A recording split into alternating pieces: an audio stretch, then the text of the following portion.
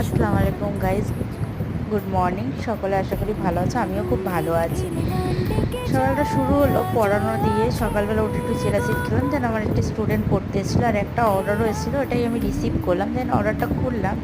আমি একটা face pack order দিয়েছিলাম, যেটা 10টা ছিল, এই যে কটা আর কি ফেস প্যাকেরই। তারপরে একটু রেডি সেডি হয়ে আমি জিমের জন্য বেরোলাম। আর আজকে জিমে যাওয়ার টাইমে প্রচণ্ড ভিড় ছিল রাস্তায়, কারণ আজকে ছট পুজো যেহেতু প্রচণ্ড ভিড় রাস্তায়।